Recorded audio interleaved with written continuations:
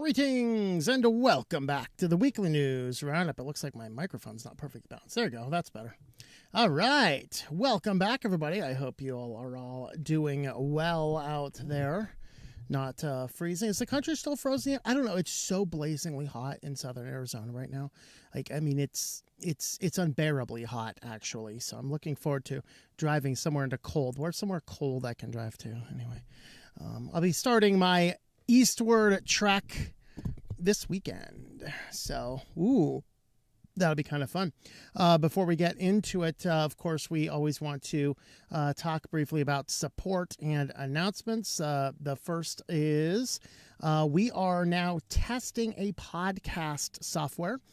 So I was looking around for different software options for podcasting. I could have just been like a crazy sadomasochist, Arch user, by the way, and just manually created my RSS feed. But I was looking around at different software options, and I found Castopod, which is, there are some things that I would like to talk to the developers about. Particularly, get your documentation up to date. But I was able to get it working, and we do have a podcast feed there. Now, we're not feeding it into everywhere yet. We're going to get this up. We're going to test it. So if you are into doing podcasting stuff, if you want to test it and shoot us your feedback, this is at podcast.switchedtolinux.com. You can find that RSS feed there. I did test it. Works perfectly fine with Rhythmbox, probably any other RSS feed or podcasting software. You can manually input a feed. If everything goes well, then I'm going to, we will go ahead and begin the process of syndicating. So right now I'm going to, we haven't decided exactly when I'm going to get the episodes up. So if I wait a day or two and maybe get them up on like the Friday or the Saturday, it might just be the streamlined workflow we do, so they may not be available immediately. So right now we're going to be working on getting all of the episodes up just starting in 2026. So I'm not going to go back and do a back catalog of 2025 unless I absolutely have to. But right now we have 3 versions, 3 episodes ready, and you can just go head on over, hit the podcast feed there. You can copy that into your favorite podcast software, or just come over here and you can click on and eat any of these here, and they'll give you everything that's there. So you can go ahead and do that. You can actually help support the channel. I was able to put some links up there. All they have is Patreon and LibrePay, and then a bunch of other ones that I don't use. So we do have those links over there, but that is, again, at podcast.switchedtolinux.com. Of course, if you do want to help support the show, have a look at switchedtolinux.com/support. We have all the ways over there that you can help support the show. And with that, we are going to go ahead and, not run the intro again. I intentionally pushed myself off of the intro. I must not have actually hit the button. I don't know. But anyway, let's go ahead and get on back to this. Let me make sure we are in the right spot. Okay, we are in the right spot confirmedly this time. So we will go ahead and start in. And our first topic is centering around data, basically ID and data surveillance. Welcome back to the weekly news roundup. And today we are going to have a look at identity and data surveillance systems, as I'm seeing some of the things going on, and even thinking about things that are going on as well. And I wanted to chat about this. And it's not just like right now there's this giant network seeking to collect everybody. This, if you happen to subscribe to the Christian ideas like I do, I think that this is the data collection that goes into the one world beast systems that's going to be collected, and eventually everybody is going to get caught up into it. And I take a stance of, well, I'm going to resist it as long as I possibly can. And, if it means severing the head or severing the hand, we'll do that. Or, whatever the case happens to be. And it's just one of these ongoing, evolving things. But as I look around at the whole world and see how abusive everything is getting, and the world systems that wants everybody to know your customer, the KYC laws, everyone's like, you got to do the KYC laws. Well, the KYC laws are exactly what empowers every form of scammer under the sun. We need to abolish KYC, and we need to abolish all forms of data collection outside of what is specifically needed for transacting business with a person. And for the first article, we are going to go on down under and have a look at this Victorian school teacher is applying for heaps of rentals online, and then someone asked us access his bank accounts. So this is kind of where they get to. They get to the trifecta of everything. Now, I have my life set up. Like I've been doing this for so long that I was able to get ahead of a lot of these things before these massive changes happened, to the point where I look down and go, I have no earthly idea how, with my current moral convictions, I could even enter society right now. Like, how do you apply for a job? You can't even go to McDonald's. Like, when I got my first job and I flipped burgers at Burger King, I went in, that was my first like W-2 full hourly job. Okay. I've been working since I was in 6th grade. I was helping with the newspaper stuff. I never had a paper route, but actually I helped with the internal infrastructure. The newspapers for our small town was delivered by the city, and I would go in there and we would go and pick up the papers from the stores. We would count them,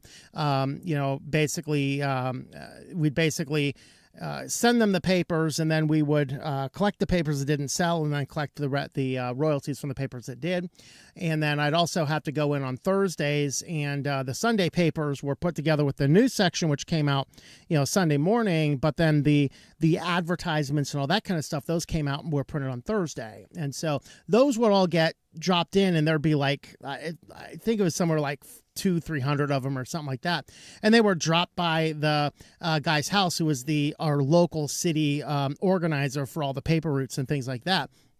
I'd have to go in there and stack them all and count them, make sure we had them all, and get everything all ready and organized. So, I was doing that. I was the one that opened and closed our local mall. I had the actual keys to the mall, and early in the morning, I was like 12 or 13, and I have the keys to the mall. Imagine that when I go in, I'd walk down there twice a day and unlock the doors, whatever else it happened to be. So I've always had jobs, but my first real wage payroll job was working at Burger King. And I walked into the place like a nervous little teenager, like everybody else. Can I have an application?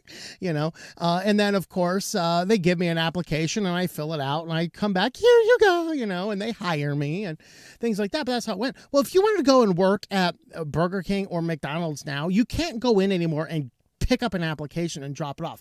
No, they tell you to scan the QR code with your phone and then apply over there. And of course, that requires you to input anything and everything about you and agree to their app terms of service, which collects everything else about you that you don't even know, including wanting you to turn the location tracker on so they know where you're spending your nights every night. Like, we don't explicitly track where you live. We just happen to know it from the geolocation data we collect from your app. You know what I mean?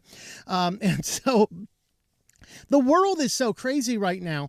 And what if you want to live somewhere? You gotta, young man, you gotta get out into the world. You move out of your parents' house. You gotta find a place.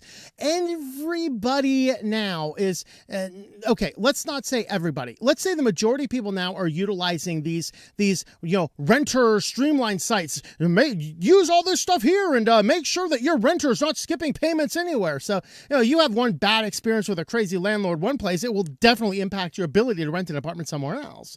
There's a fundamental problem with that.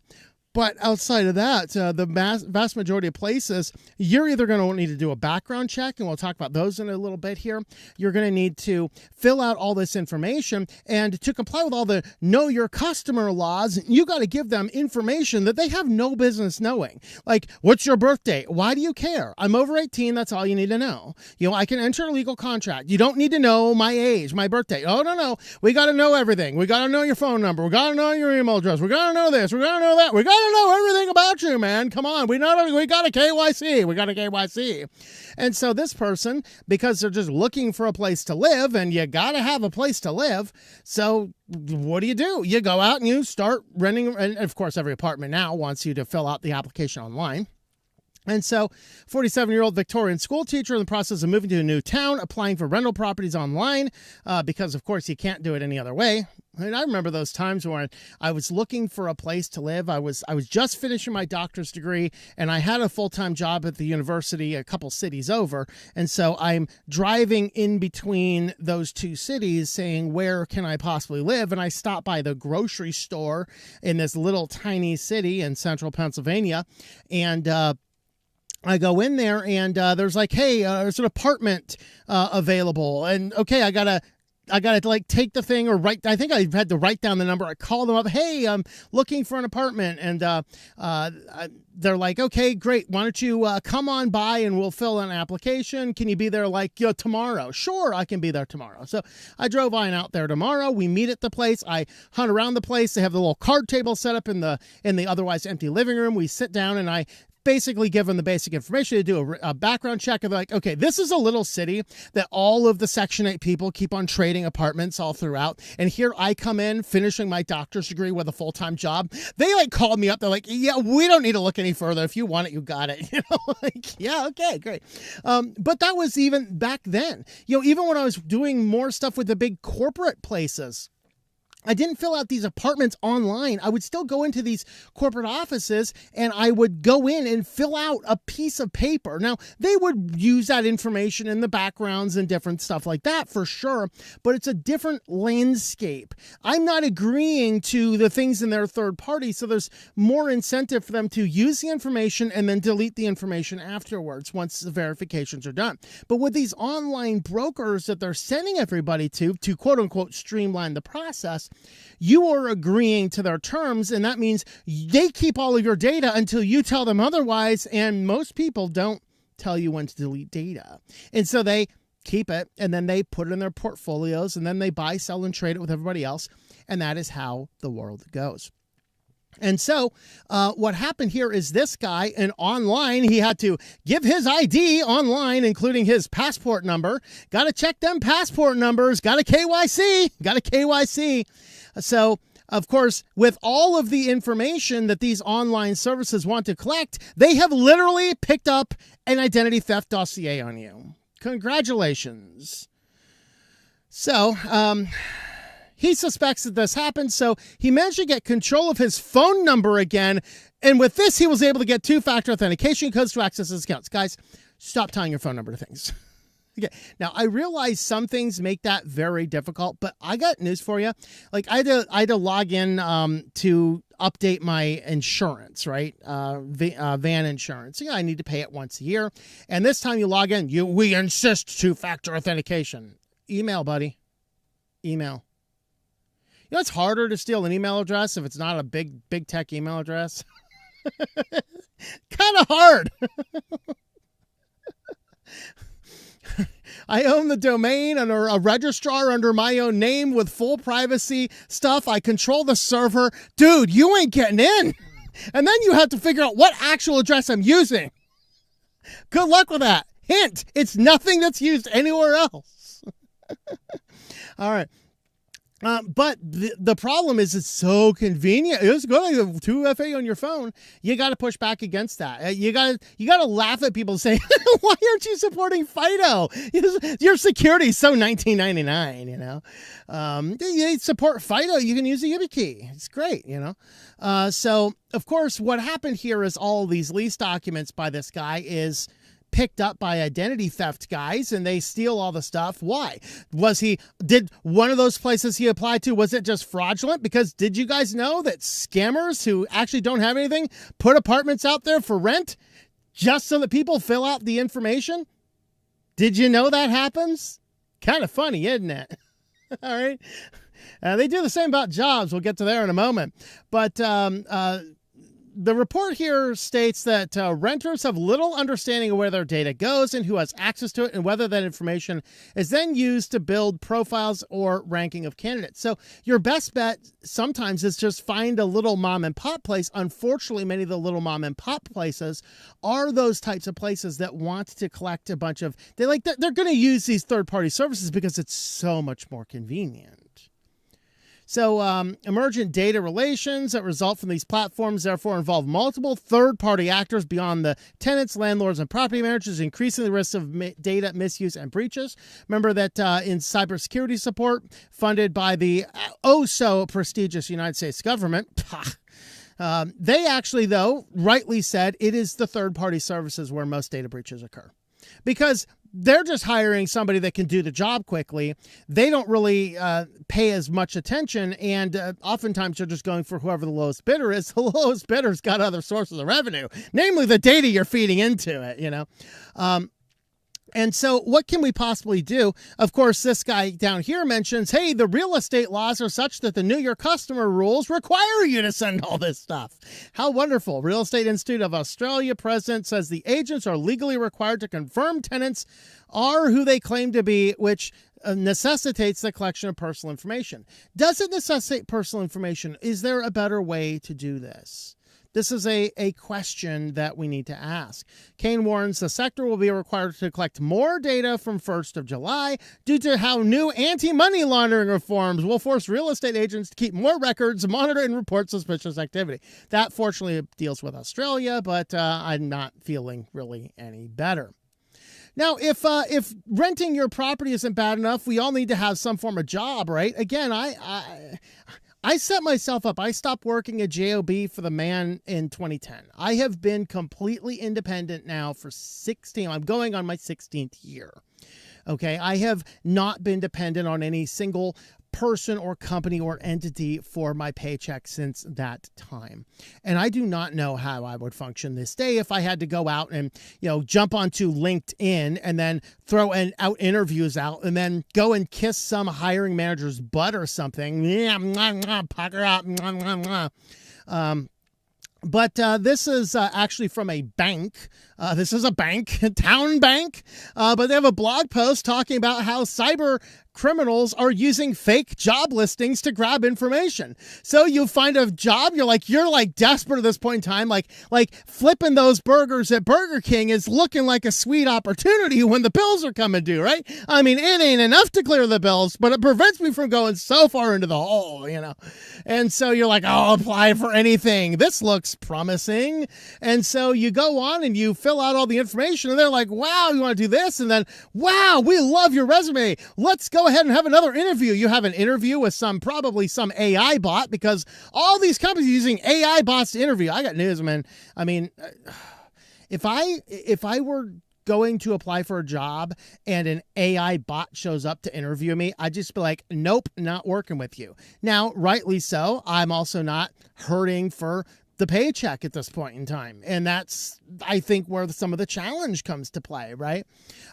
Is what can we possibly do? And, but what they'll do now is they'll jump in and they're like, wow, you were great. And hey, you were great on the interview and you are hired. We just need you to get all this other information. We need your social security number. We need your bank account stuff, because everything's going to be auto deposited, and you can get to work anytime. And you wake up in the morning all ready to start in, and nobody's there where you're supposed to log into work, but you check your bank account and all the money you had and there's gone. That's what these guys are doing. And so know your customer, where it's like, well, you got to verify everything. You got to know your customer. This is simply a way for the scammers to collect all of your data, because you got to know who that guy is, you know?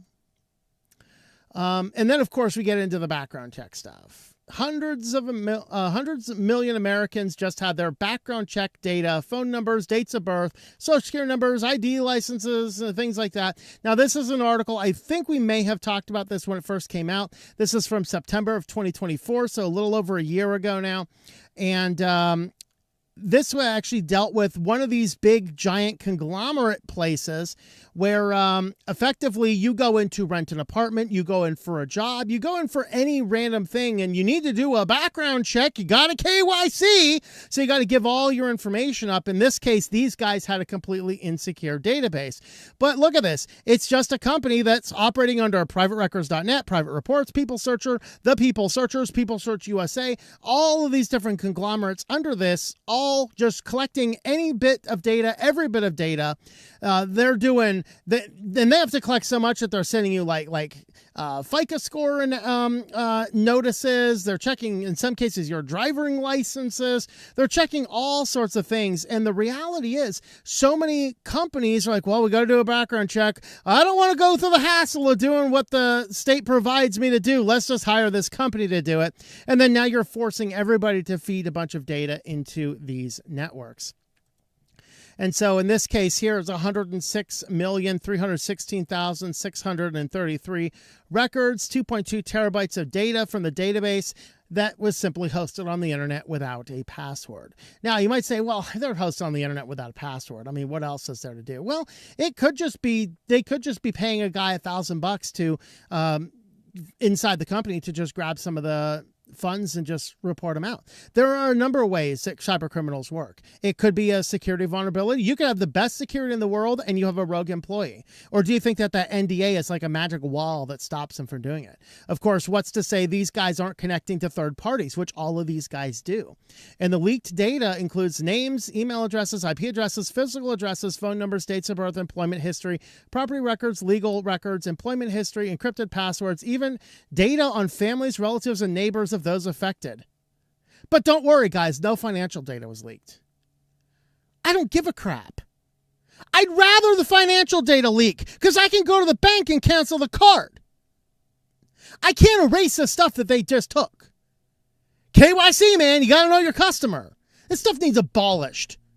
Whatever retard came up with this idea, I think they need abolished as well. I don't know, man. This is insane. And this is particularly hitting home, interestingly, because I am in a situation right now where an organization I volunteer for that I very greatly like volunteering for is like, hey, we're changing things. Here's your thing to this data company to do background checks. It's like, I got all my background checks. They're right here. I don't know if they're going to take pushback or not. I won't know until we have a meeting on it. But I got news for you. I've been praying over this for a few weeks now. And if I have to give my information to a data broker, I have a dozen other things I can be doing with my time. And it would be very sad because it's a project I really, really like working on. But I'm a volunteer around here. And I am not going to compromise my integrity doing this show, warning you about these things. I'm not going to warn you guys about these and then turn around and give all my data to one of these slimy companies that has no regulation and no accountability. That is the integrity I have. So it saddens me because, frankly, I'd like to continue working with that organization. But if they cannot accept the fact that I got my background checks, they're right here. You can verify them with the state. If that's not enough for you, well, I got other things I can be doing with my time. Not to be undone, but the Customs and Border Patrol just signed a $225,000 deal with Clearview. Remember Clearview? This is that company that, without anybody's consent, scrapes the internet for any form of photos and videos of you from your Facebook pages, maybe this YouTube channel. Hi, CBP, you got me. I'm on YouTube. Oh, well, they scraped me without my consent, by the way. I do not have consent in any of this, so I think that they are violating, they're violating something, if not the morality before God. So I hope that the humans correct you, because God will send you to hell. Okay. I don't know if that's necessarily a sin, though. I don't know. I just think it's unethical.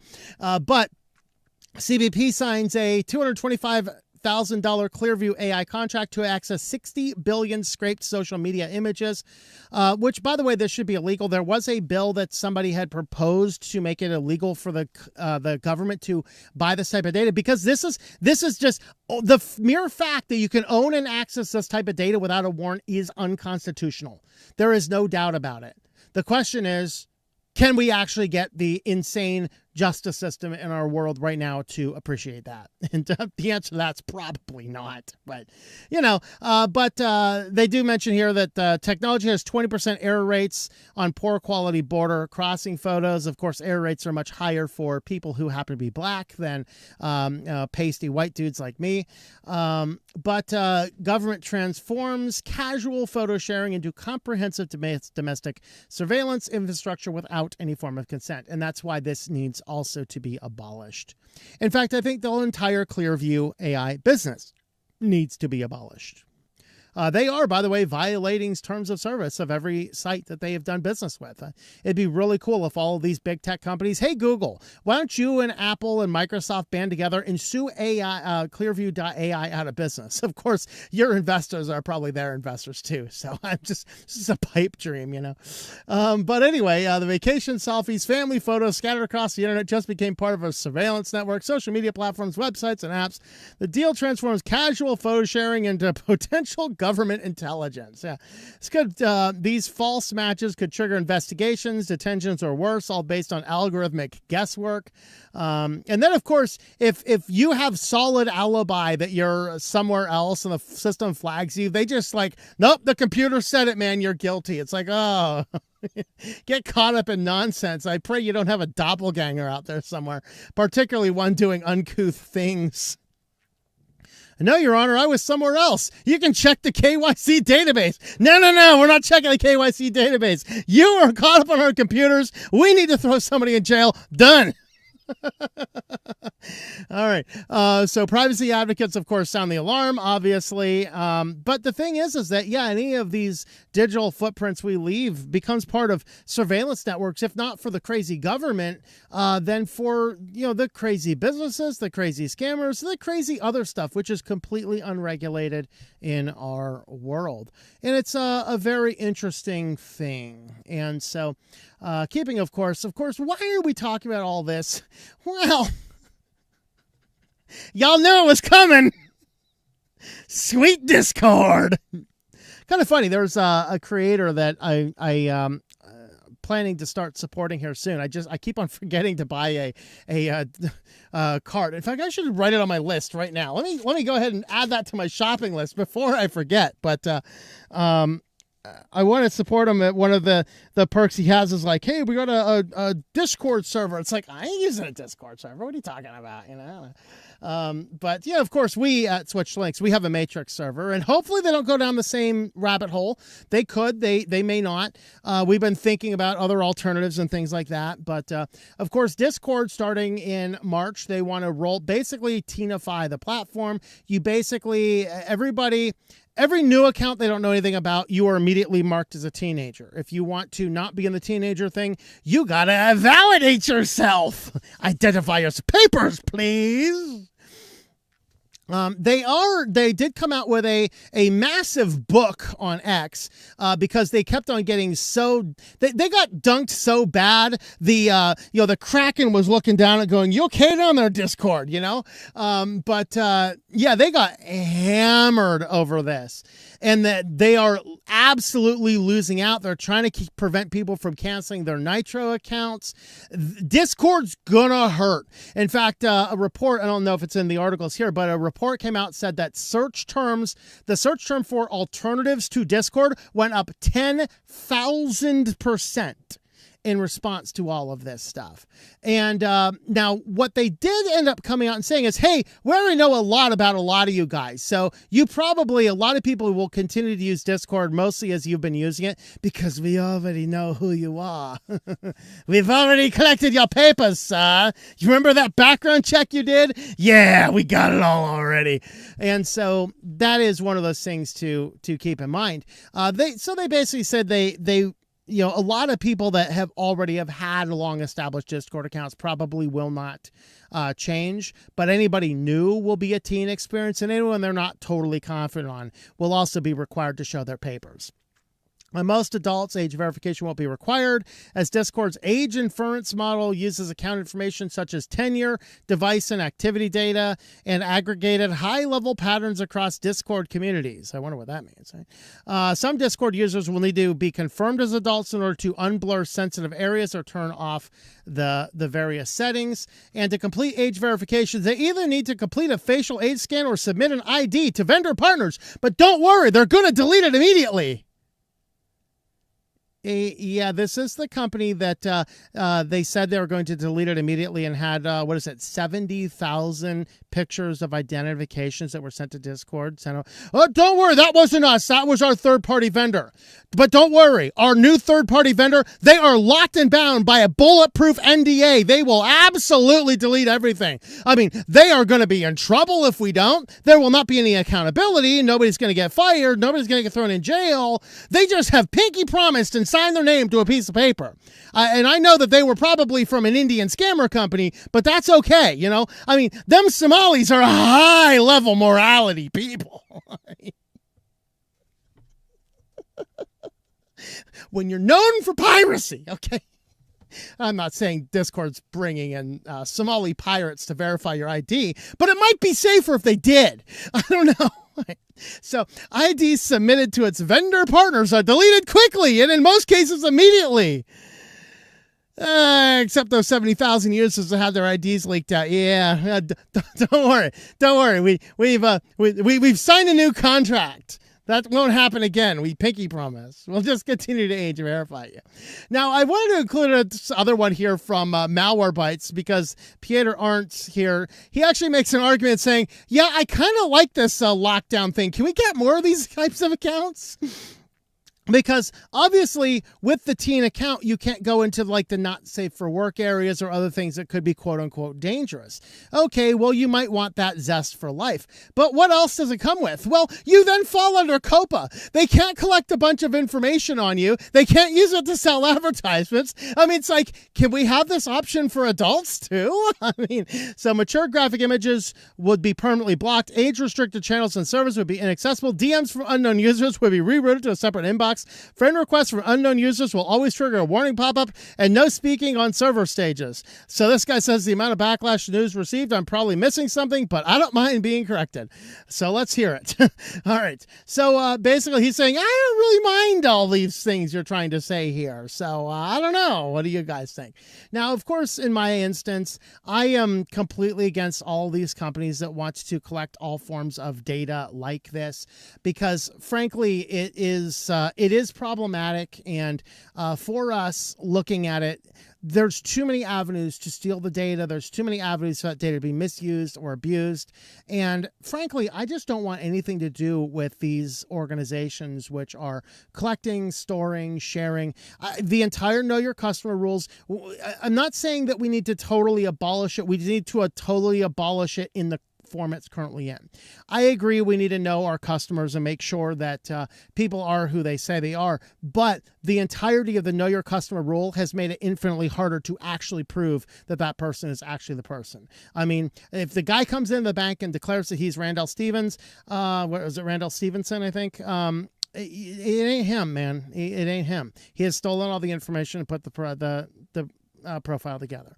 And that's the challenge, is that all these companies want to collect your ID, and then the things leak out, and then all the scammers now have access to an entire identity theft dossier on you. But don't worry, they won't have your financial data. Like, why is everyone so concerned about the financial data and using it to target you with ads? Is this some global psyop we're all in? Like, okay, I can deal with the ads. It's called an ad blocker. I haven't seen ads on anything for a long time. I see very few ads in my life, all right?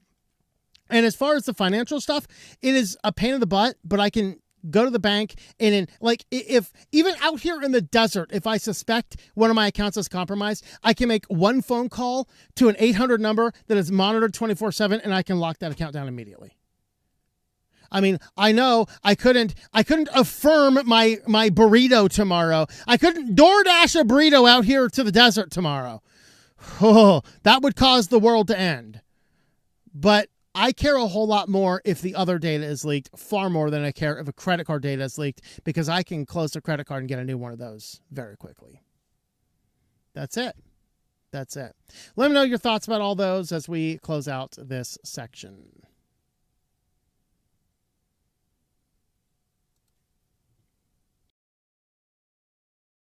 All right, we're going to have a look at our comments. We got 9 watching over there on Rumble. We got Anchorage's over there. We got Dan's over there. Hello, hello. And that's all that's over there. We got 10 currently watching on Odyssey. We're over on Odyssey. Elio Swirls 9's over there. Greetings to you as well. My opinion, sure. Between those, let's see.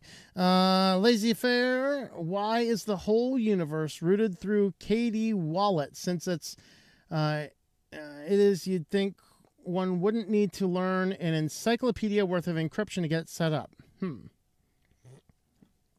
Interesting. All right. KB Wallet wants blood for all that. Yeah, I mean, just do that. You know, age ID equals the mark of the beast. Yeah, there you go. Yeah, there's game stores that ask for an image of driver's license on top of their site on screen. Yeah, no, thank you. We got 36 watching on Zatubies. War Thunder, greetings to you. Commodore fan, hello. Got back to shopping, went to work to drop by stuff, so to go to the door, boom, fireball on house. Yeah, that's exciting. That's not good. Mr. Snipes, hello, Internet. The Internet says hello. Yeah, the tank explosion down there in Commodore fan's neck of the woods. I won't say where he's from in case he doesn't want that publicly known, but ooh, that's a bad one. Apple cinnamon tea, actually Walmart branded tea today. It's actually pretty good. Curiously. Let's see. War Thunder thought he might almost be involved in 4 wrecks. Get to work to find a network is down. Oh, dear. That's how wonderful. It's a neighborhood near the work. Had a propane tank explode while grilling out. I guess the weather's good enough to grill out, though. I have no earthly idea why, but my monitoring on my preview, maybe I went over there and accidentally clicked it, but something on my monitoring started recording again. Like, what? I have no issues on OBS. That's good so far. Let's see. Silver Ventures, greetings to you. Scooey Studios, hello to you. We're just having to install new OS and trying to decide between Arch and Casio OS. Though I don't think I would get much of Casio speed improvements since I have V2 hardware. What I like about Casio OS is the built-in tools to fix all the weird things that could go wrong with a click of a button. So I might look at Casio, do that. Hello, Night of Light, greetings. Thinking this time I might do a split roots, home partitions, root on SSD, and home on HDD. There you go. By any chance were you lecturing at Berkeley in California? No. Job hunting is a pain before you consider the way many problems are. Is it maybe the need to pass laws for landlords to dispose of information after verification? Yeah, that's the thing. Like we need to have something that is local and offline verification. Something like that. Is not a patchwork of different things that requires you to upload stuff to a bunch of different services. That's the problem. So yeah, we need to do something. I don't know exactly what it would be, but there's, it needs discussed. What if the Discord situation we talked about? Yes, we did.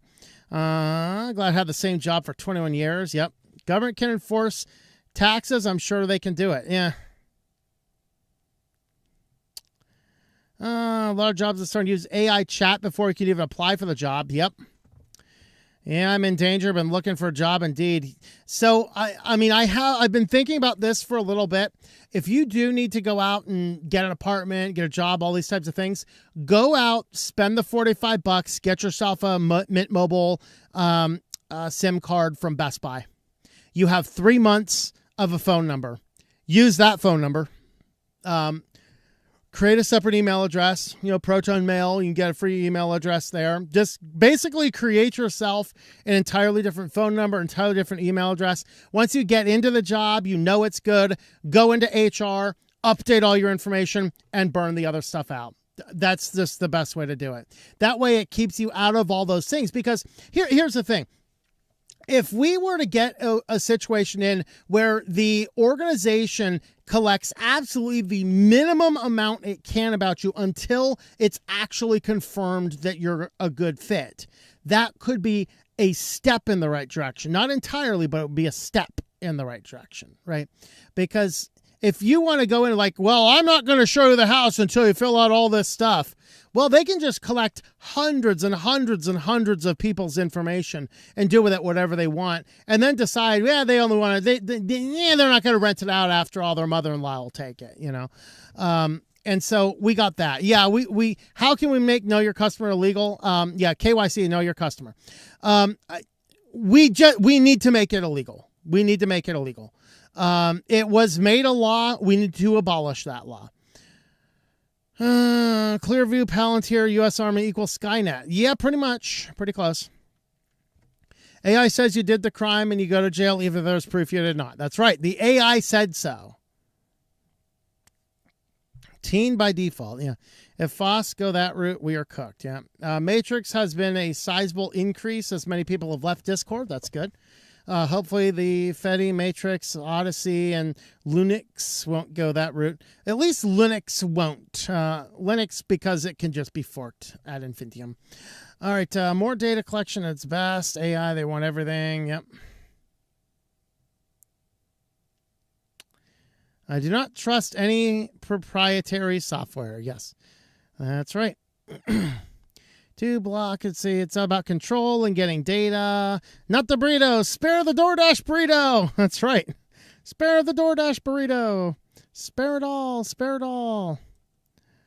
All right. I think we've gotten to the bottom. Let's double check over here.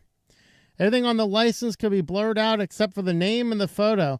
Yeah, that was somebody had illustrated that to us in the past. In fact, one of our channel supporters went on and required the verification. He actually took his driver's license from the state. He blacked out everything, but I think he had a photo, his photo, and the birth date.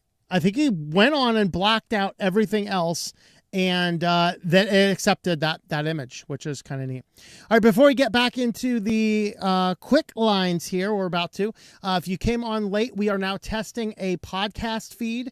So you can go to podcast.switchedtolinux.com and you can grab the feed that's there. So that kind of operates kind of like as a social media type thing where you can go there and watch the podcast from there. But the important part is you go there and on the sidebar, there's the RSS feed. You can paste that RSS feed into your favorite podcast player, and you can grab all of the things from there. I tested it on Rhythmbox here on Linux, and it works great there. I'm assuming it would work anywhere where you can search it up. So if we're going to give that a test for a couple of weeks, and if everything looks good, then I will start the process of submitting that to the various syndicated channels out there so you guys could have a look at that. And with that, let's go ahead and get on into our QuickLines. Welcome back to the Weekly News Roundup, and we have the QuickLines for our week here. What is this? This is February 12th, 2026. And having QuickLines, the first one is a city in California has deflocked itself. They told that flock industry, go flock off, right? Okay. So flock cameras shared license plate data without permission. So this is actually Mountain View, California, and they had these flock cameras floating around. They had like 30 of them in the city. And of course, they bought in all of the same propaganda that Louis Rossmann had pointed out, that when their sales guys go to these city councils, they're like, this is totally safe. It's only your data. Only you can access it, blah, blah, blah. And, you know, he's a public relations person, so you know he's lying. So then Louis Rossmann interviews a guy and shows him on the website that, hey, on the website, this is great because we can track anybody around the country. Well, what is it? Do you own the data and nobody else can see it, or can you view everybody from around the country?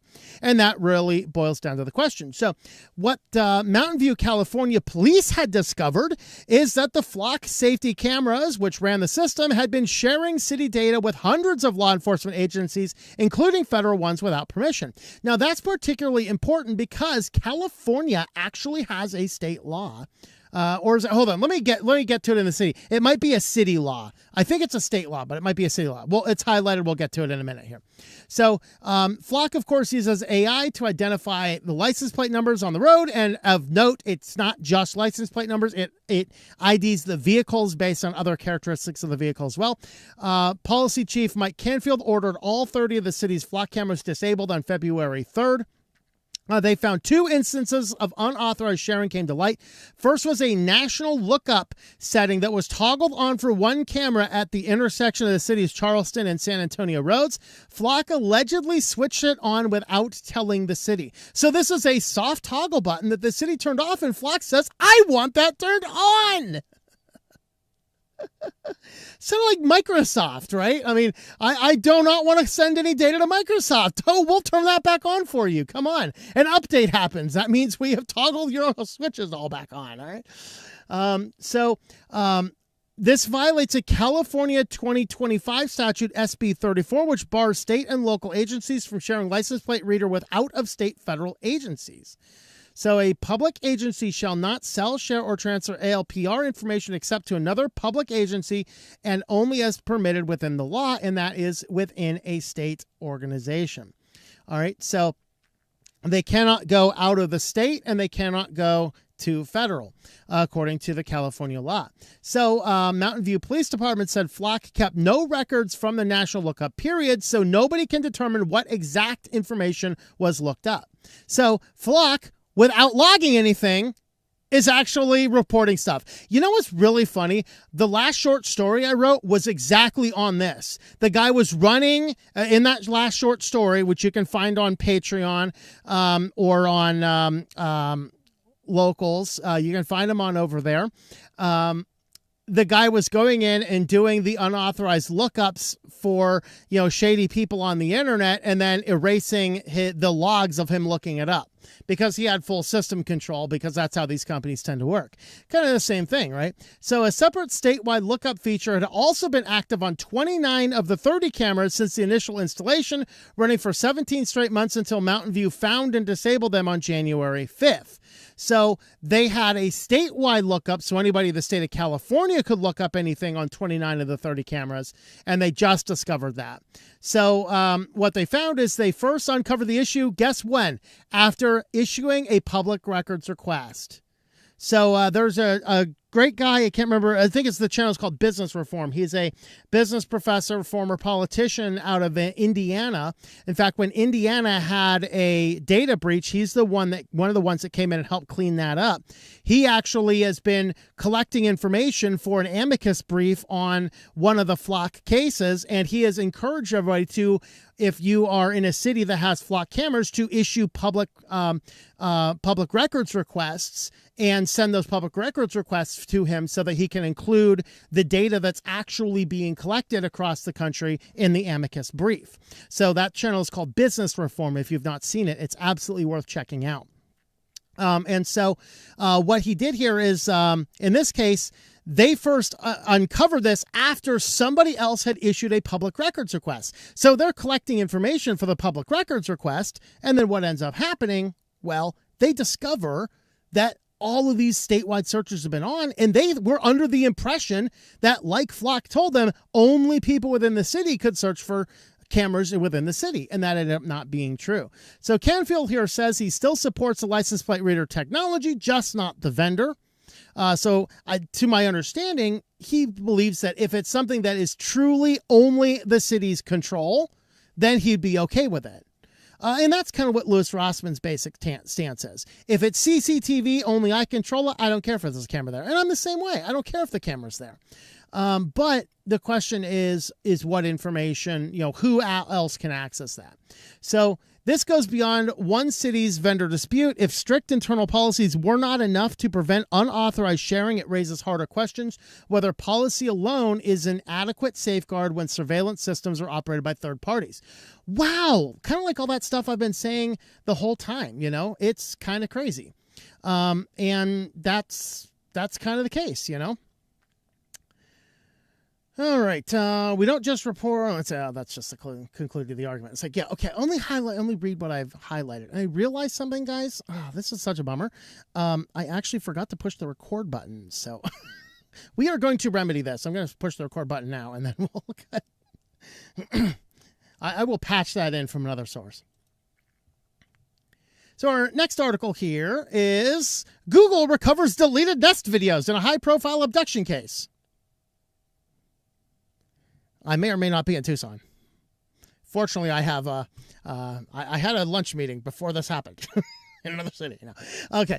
So this is, of course, there's a high-profile abduction case that occurred in Tucson. And what happened here is this is a person, Nancy Guthrie, right? So the mother of a high-profile journalist from this area. So she had a Nest camera, and the abductors came in, and they ended up destroying the camera.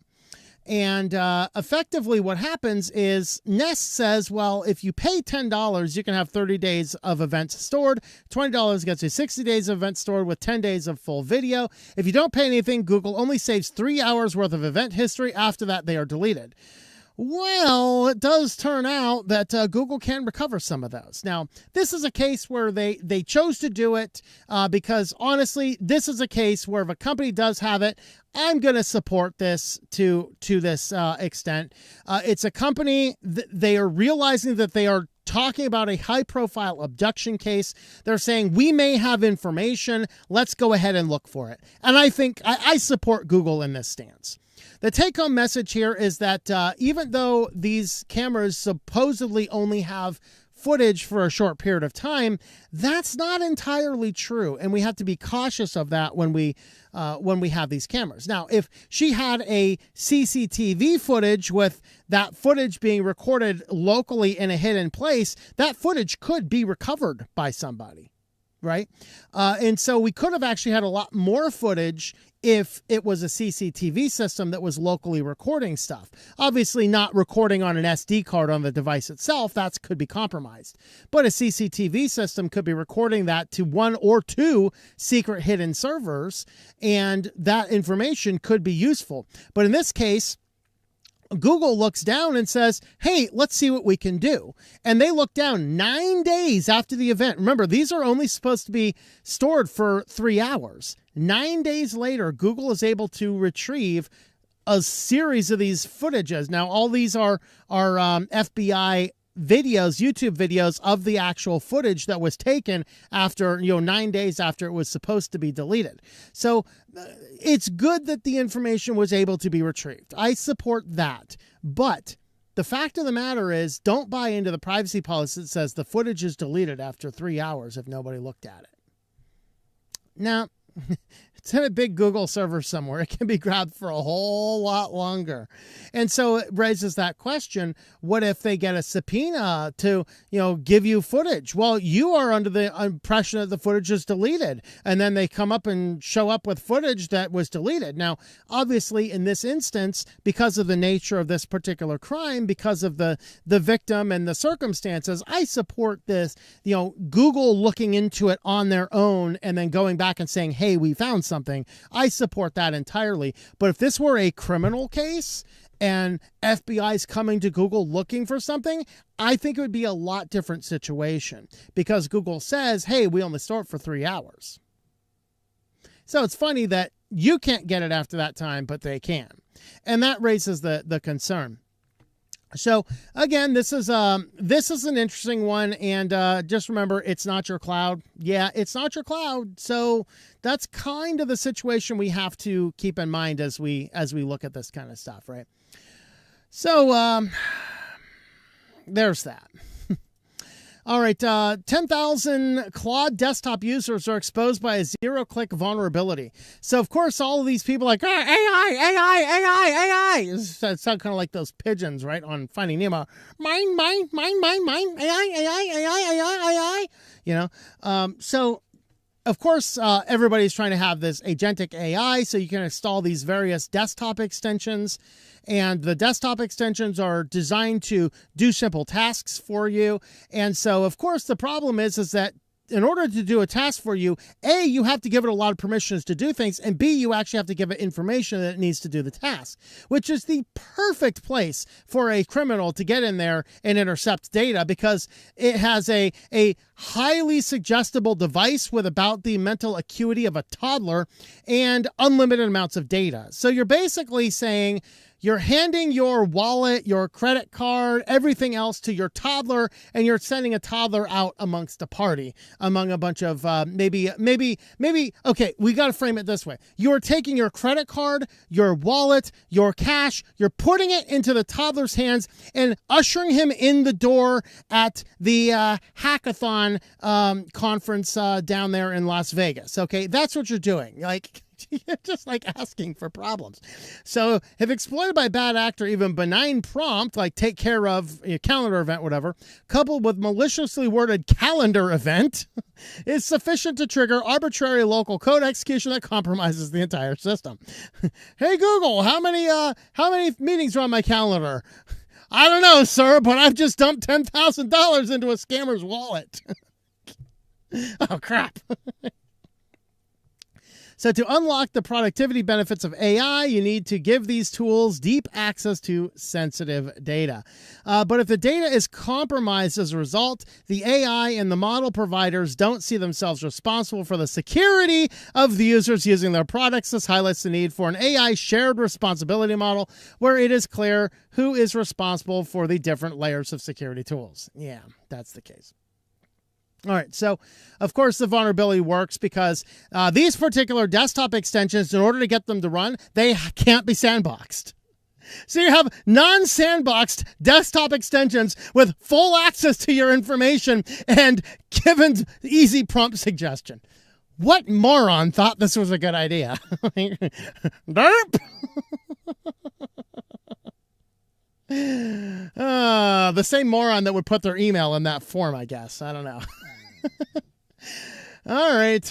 Well, Windows is warning us that the original Secure Boot certificates will expire in June.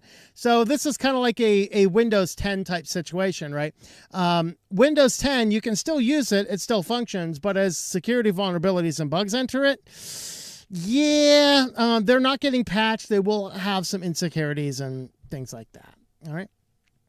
So that's kind of the case here. So if you have an older computer, if you have anything with like Windows 11 on it, you're probably safe.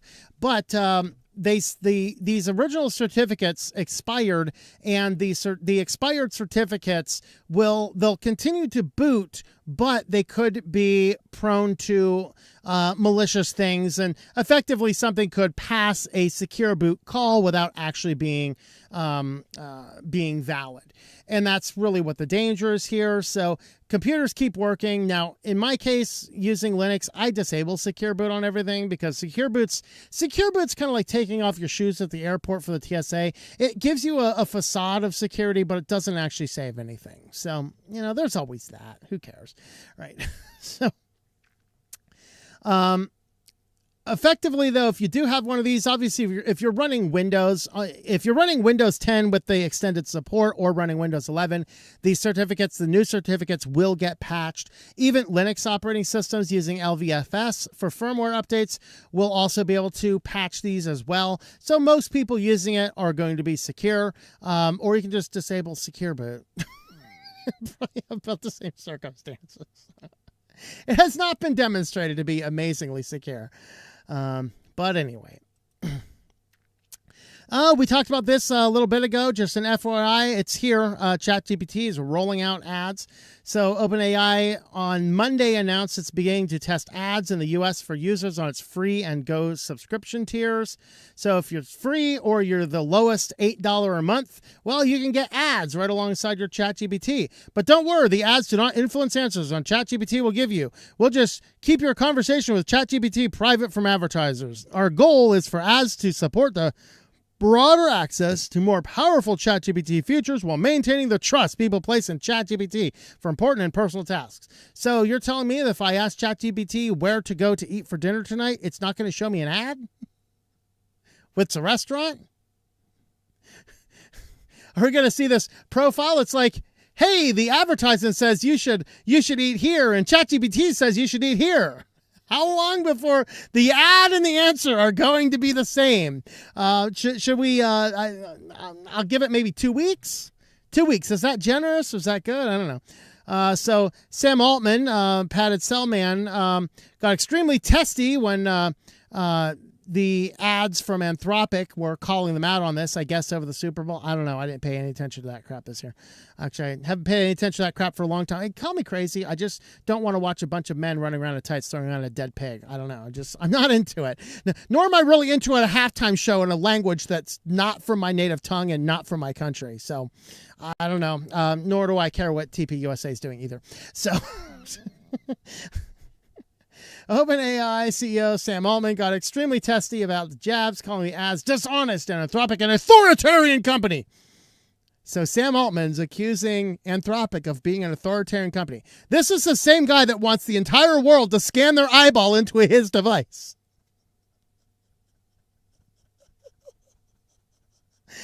We got a black pot kettle situation going on over here. Oh dear, yeah. Of course, it faced backlash when it tested app suggestions to look like unwanted apps. So it is funded by Microsoft after all. That's not an advertisement for OneDrive. It's just an app suggestion.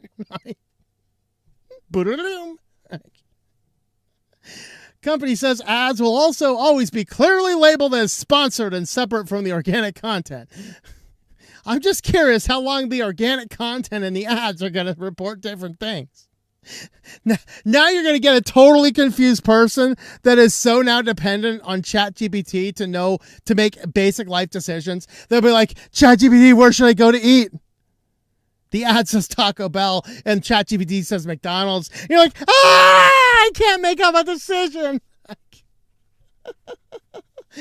Oh dear. Oh, look at this. Here's another reason to have that teen account like we talked about with Discord. Ads won't be shown to users under 18, nor will they place near sensitive, regulated topics like health, politics, or mental health. Wonderful. All right. Well, Uber Eats launches some AI assistant to help with grocery cart creation. That's right, man. You got to save you time. We got to save you the burdensome time of making that shopping list. I don't know, I mean, you guys saw me during the show. I pulled my little shopping list thing down here. It's like I got a little piece of paper. It's actually Velcroed to the back of the wall over here. It's got, I don't know, it has about a dozen notepads in it still. It'll last me a few months. And then I'll just Velcro another one up there, and it sits right there, and it has my shopping list. As I'm meandering out my day, I'm low on this. I can write, are we such a point that not only now do we have a world where our refrigerator will take pictures and build a shopping list, now the AI wants us to build a shopping list and then submit that list to Uber Eats. So some random weirdo goes to the store and picks up all of your food and brings it back to you in a zero trust society. I don't know. I think our world is on a suicide collision. I welcome Apophis, the great meteor of doom. Apophis 2028. That's what I'm voting for. All right. Cart Assistant on Wednesday designed to fill customers' grocery carts faster and easier. Beta version is now available. Customers can enter a list or upload an image of one. And Cart Assistant will automatically add the necessary items to their basket. So that's how it starts. And then over time, it starts learning your preferences and what you're going to do. And how long before ads start pushing products into your cart. Hey, we noticed you buy this. Would you like to try this? Would you like some cocoa from the Bay Mountain Beans? All right. Uber Eats notes Cart Assistant uses previous orders to prioritize familiar items like your usual milk, favorite oatmeal, or, dare we say it, the hot chocolate from the high mountains of wherever. All right. To make the experience more personalized. That's right. Cart Assistant could help Uber Eats better compete with the other food delivery grocery apps and already integrating AI chatbots. Wonderful. So now we just have conversations with our robotic AI, and I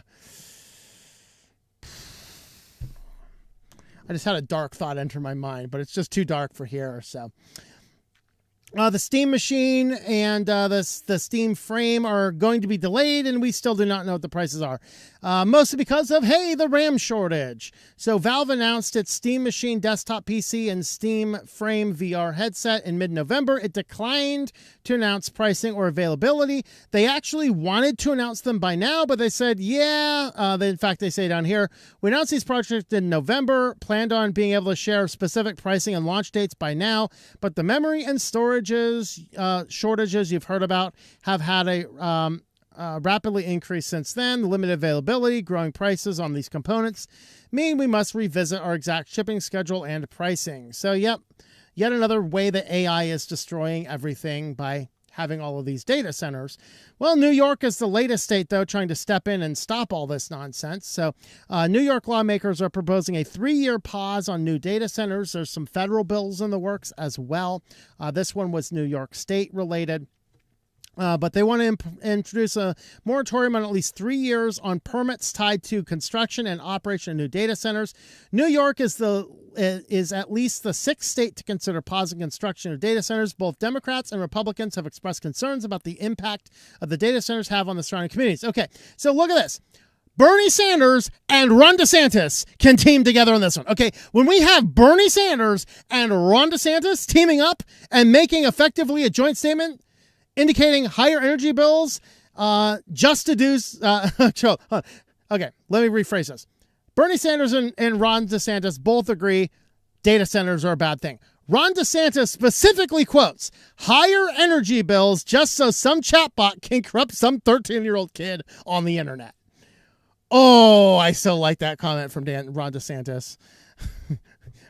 Maybe Ron DeSantis 2028 with Apophis Meteor of Doom as vice president. I don't know.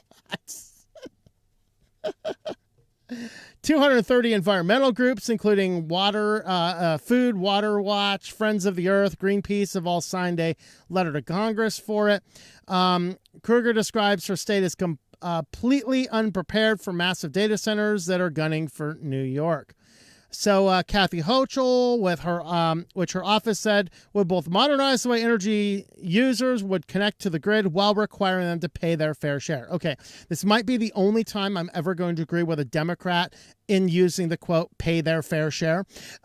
But let's go ahead and agree with Kathy Hochul on this one, because if a giant data center plops down and causes all of the energy prices to spike because they're hogging up all of the energy, I actually think that big company, which is owned by this giant board sitting on a fund of billions of dollars, call me crazy, I think that they should pay for the increase of electricity and allow all of the citizens to continue paying the exact same rates. In fact, here's a thought. If a data center moves into your neighborhood, your energy prices have to drop by 10% and hold that rate for 10 years. How's that? There's a thought. Well, Lyft is now opening its ride-hailing app to teenagers. So, we are in such a crazy society. I don't want to get into a car with a random stranger driving me somewhere. I certainly don't want my kids getting into a random car with a stranger driving them somewhere.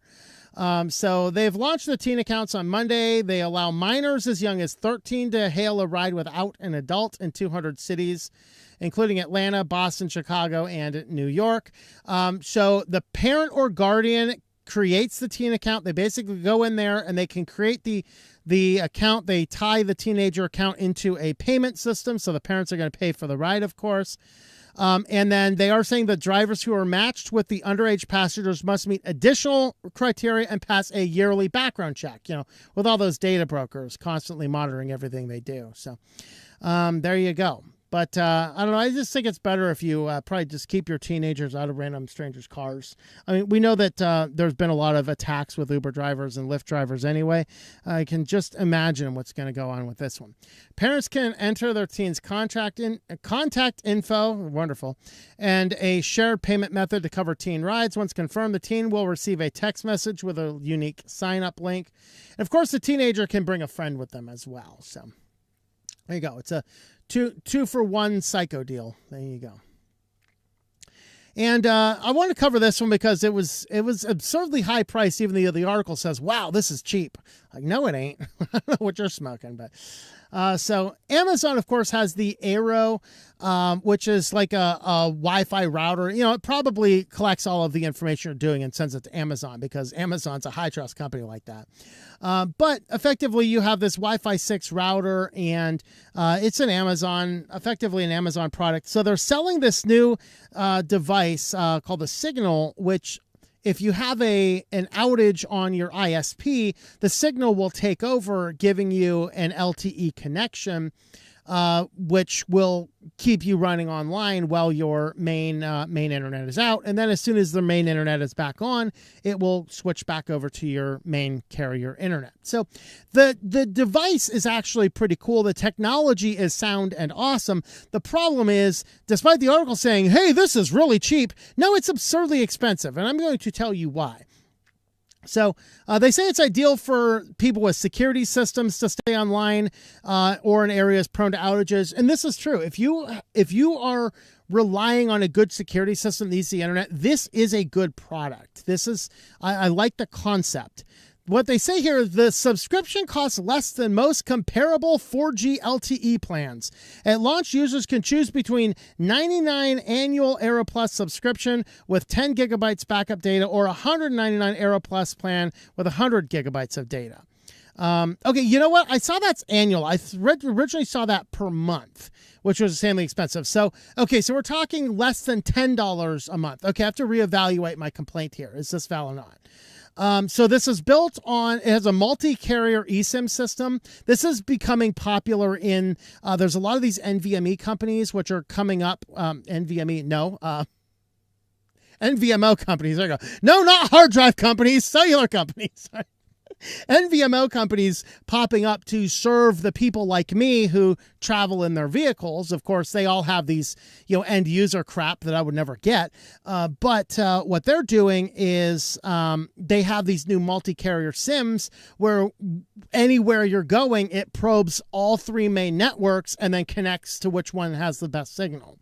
So it's a really cool technology to have this multi-carrier eSIM. Okay, so $100 per annum. Okay, I saw that as $100 per month, which is extremely expensive. So we're less than $10 a month for backup internet, which gives you 10 gigabytes of backup. Now, I don't know if it's at 10 gigabytes of data per year or per month. If that's per year, that's still a really bad deal. If that's per month, that's actually reasonable. This is a little bit better of a deal. Now, let's go ahead and talk briefly, because if you didn't know, I do this entire show in my channel. I live in a van. I'm a full-time van dweller. This place here is my mobile office. I have lived in here full-time for 5 years. What do I do for the internet? Well, I have an Airlink LX40 modem. It is a cellular modem that you can flash it to work with either AT&T, T-Mobile, or Verizon. I have mine flashed to Verizon because in all my time traveling the country before I went full-time van life, I found Verizon had the best overall strongest network. So I started with that, and then I found a NVMO, which would basically able to give me a SIM card to support that particular device. And that particular device, the one I have right now, costs me $119 per month, and I get 300 gigabytes of data. And it's very strong overall, really good connection. There's obviously places it works, places it doesn't. Now, I now have a backup Starlink, which, by the way, just doubled the data. So now the $50 a month Starlink plan actually comes with 100 gigabytes of data a month, which is actually pretty nice. So if I'm in a place where the cell signals don't work, but I have a clear view of the sky, I have a backup Starlink I can use. And all of these things ties into my in-van network. All of my stuff here is hardwired in. So I run from the modem into a pfSense router, which runs the signal into an 8-port network switch.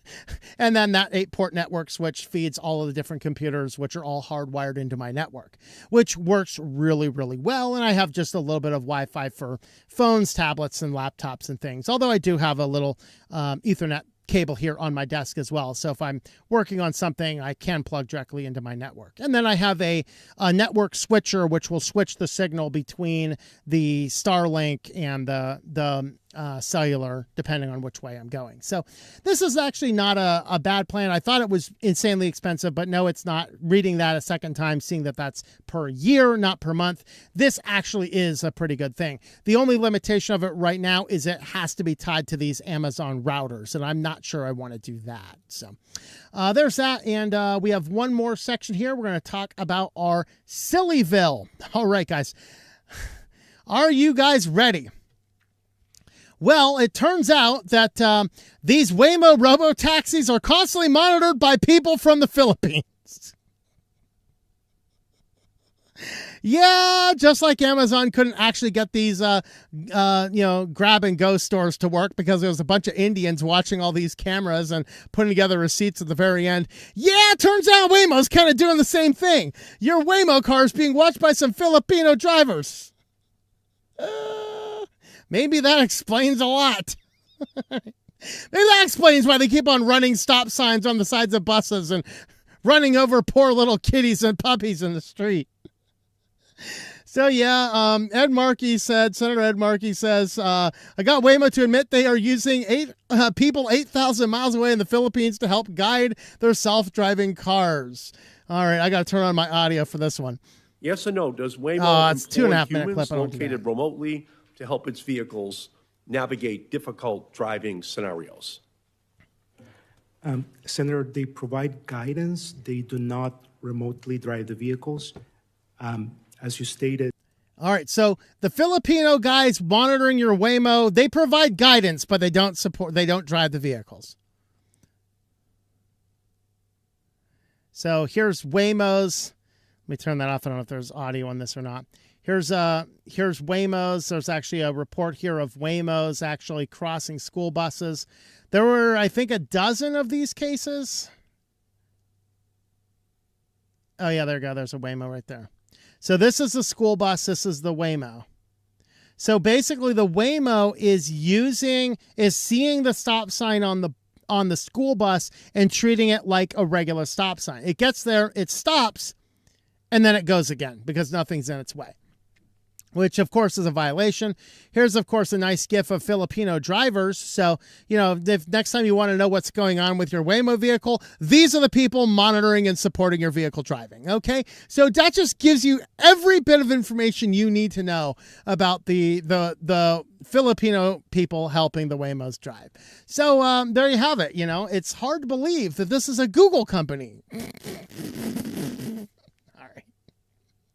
Well, you know that Florida man had to show up. Florida man arrested for driving his motorcycle so fast.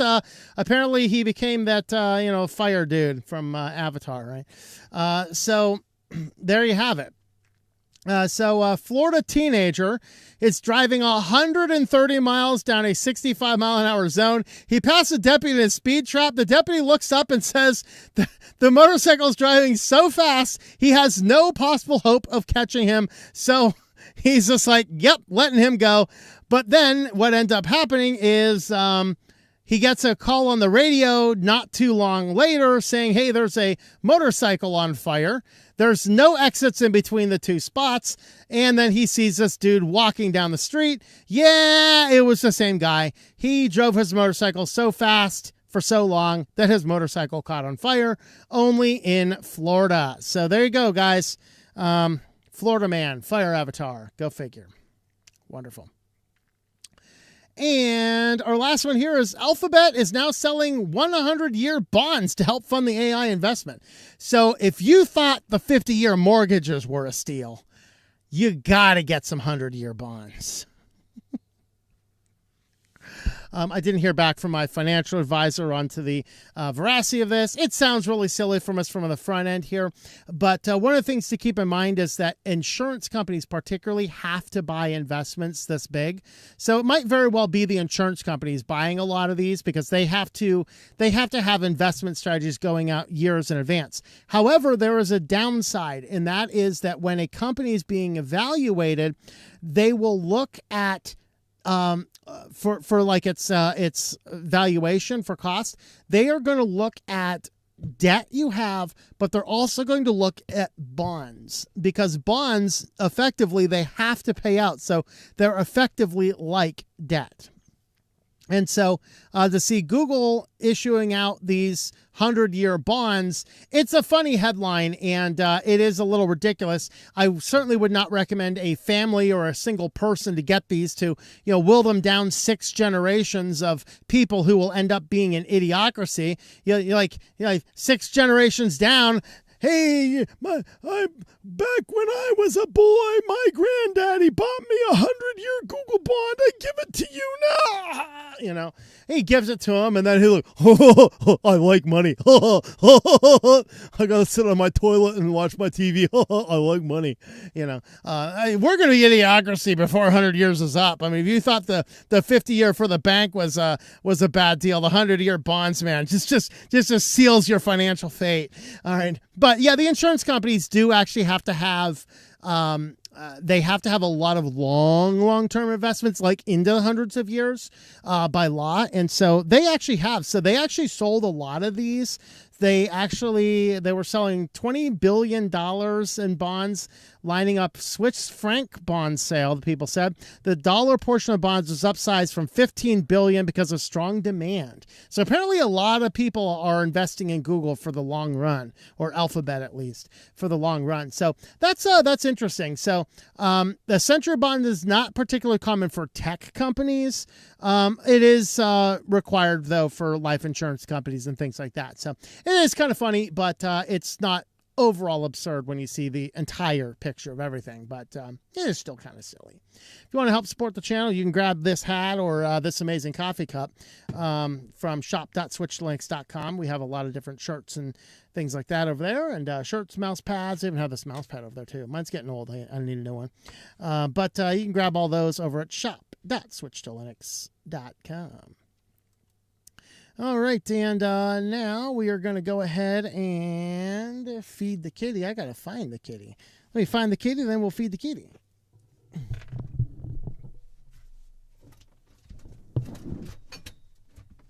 Beast. Hey, Beast. Come here, Beast. It's time for you to get fed, Beast. Yeah, it's time for the Beast to get fed. Yeah. Yeah, Beast. Yeah.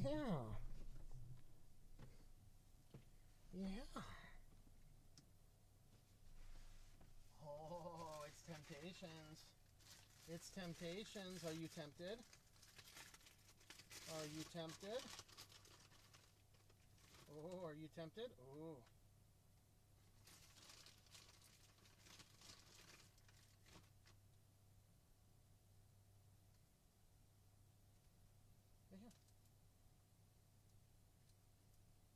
Yeah, there you go.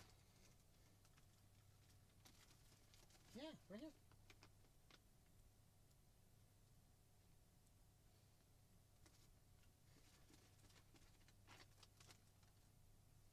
Yeah, good girl. There's another down here. Yeah, keep finding. Keep looking. Yeah.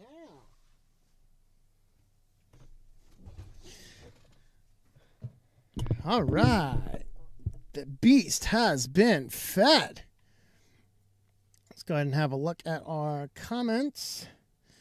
Got 14 watching on Rumble. Wagon Rex, greetings to you. More like whammo. That's right. All right, let's see. Kitty mobile Linux interface reminds me of Android 11. Anchorage and Tom, if Cinnamon goes Wayland only, what DE will you go to? Linux Mint does have a Mate option. Once Cinnamon goes Wayland only, I'm going to guess that Wayland's going to actually work. So I don't care if my desktop has Wayland. I just care if that's my only option because it just doesn't work with half the stuff I need most of the time. So yeah, I would probably just stay on Cinnamon. You assume it's mandatory when it's just polyfill, like deleting photos is deleting for you, but the photo got removed from view. Yes, that is the problem, is that we can't guarantee they delete stuff. It's just, deleted from us seeing it, not deleted from them seeing it. Once something's on the net, it stays on the net. Yeah. You can ask Barbara Streisand about that. What did I miss? Everything. Super Bowl? People still watch that garbage? Unfortunately, yeah. In sports, I was wondering why there were in the Olympics. Did they remove them since the French Olympics? No. Were there? I have no idea. Hello, is it Agile Crocodile? Greetings to you. AM4 system, AMD4 AM system. Wait, R5 accomplishes the same goal as a steam machine. I have no idea. Not a hardware guy. Lyft hasn't heard the terms stranger danger. Yep. Florida man. Always a source of entertainment. That is right. Got 25 watching on Zatubies. Everyone left. Yeah, it was like, we're our main content's out of here. I don't want to listen to that weirdo read comments. All right, that's fine. All right, my work changed our payroll software, and now I get stupid ads for credit cards and buy now, pay later. What? Wonderful. Yeah, it should be mandated that if you want a check, you should be able to get a check. One of the grocery store my mother works part-time for, as they switched from giving her the paper checks to automatic deposit, and she hates it because she just always loved getting that paper check and driving to the bank and depositing it because that's what old people like to do. Gotta give them something to do, man. My mother can't look forward to that drive down to the bank a couple times a month. Hopefully if Matrix gets more users, it might fix some of the pain points. Yeah, or Matrix get more users so the entire data surveillance world will turn on them and be like, hey, everyone's over there. Collect their data, sir. Not a good day for you? Sorry, man. Regularly downloaded by pay stubs to keep so they look alike. They could do something. Yeah, I went in because my backup system is all on an SSD now, so I want to make sure I run power through it enough. So I was just looking around on there. I still have pay stubs going back to 1998. Wow. All right. Just tested the podcast RSS, and it showed up on my feeder. Nice. Awesome. Very good. I want to know how flock cameras are even legal to start with. Because you sign... I have no idea. Yeah, you got me. Nobody has said they're illegal. Don't forget the United States framework. Everything is legal until a law says it's not. And that's why I can't give my data to data brokers. Because there's no regulation. There's nothing I can do if they misuse data. And I'm just not willing to do it.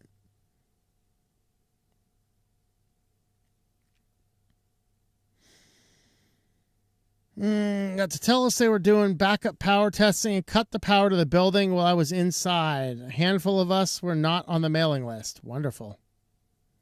Yeah, don't do secure boot. Yep. It's in my building that actually owned by my small town. Is OG Town Hall. They were digging out a dead bush with a backhoe and they hit the main power. Nice. Zap. Windows and safe do not mix. Microsoft will break your system. That's right. Okay, unfortunately, it is the language from your country, and the U.S. has no official language. No, the U.S. official language is in the docket. It says English. That's why it should be against the law to have all of the government records in multiple languages. English is the official language of the United States. All right. I had brownouts before, but thankfully nothing burned. Yeah. Which website is this Steam web page on? Oh, like the news announcement I was reading. Have a look at the link in the description. Goes to my page, and all of the articles are linked on that.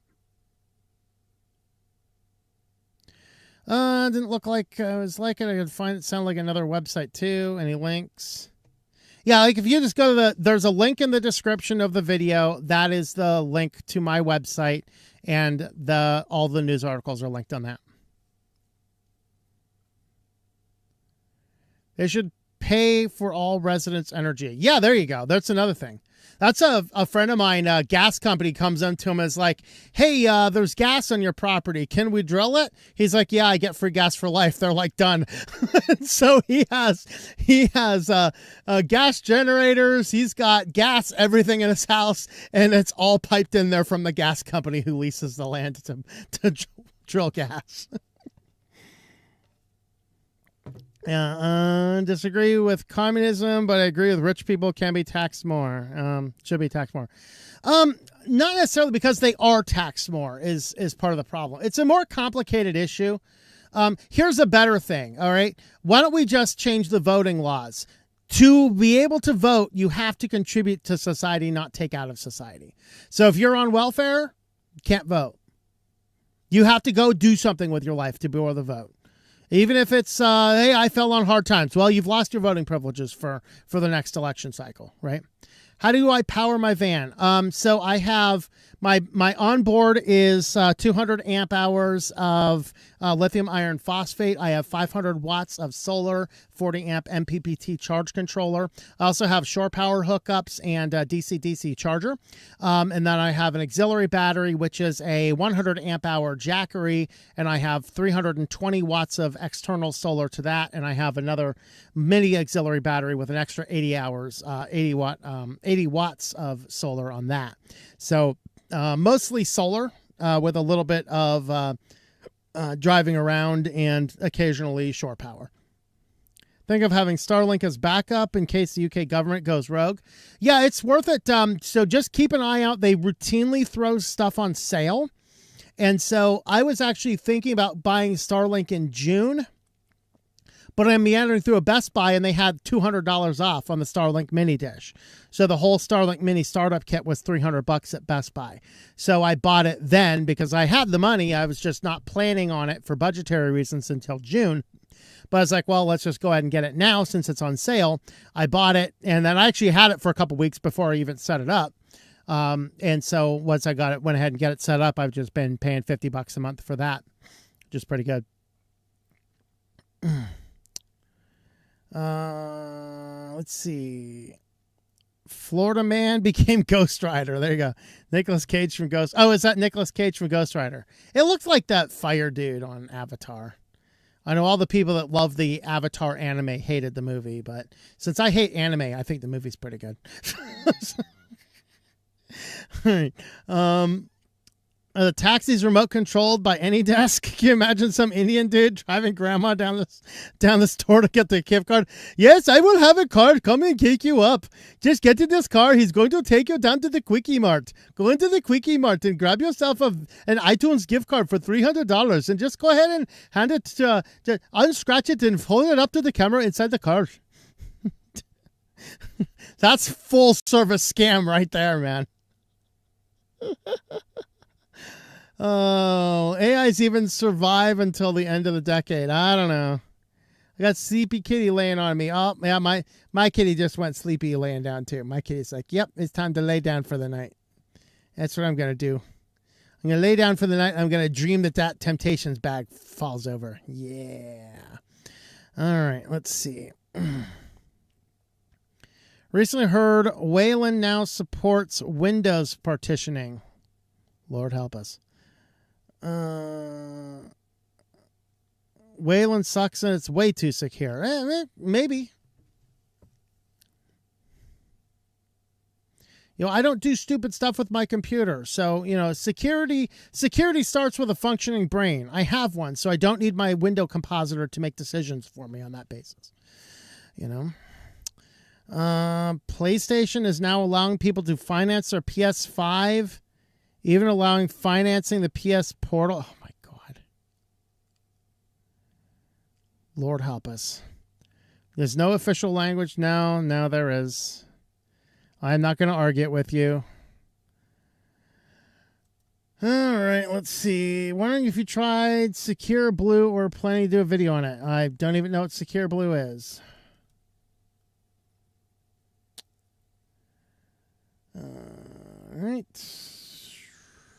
All right. I think we got to the bottom of our feed, so we will wrap it up here. Thank you guys for watching. Again, have a look at the podcast feed if that is something you are into.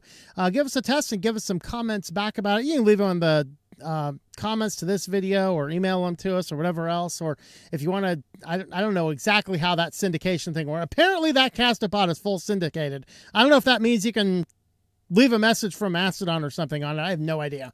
But anyway, you can find it over there at podcast.switchedtolinux.com. Support the show at switchedtolinux.com/support. Thanks for watching, everybody, and we'll see you all next time.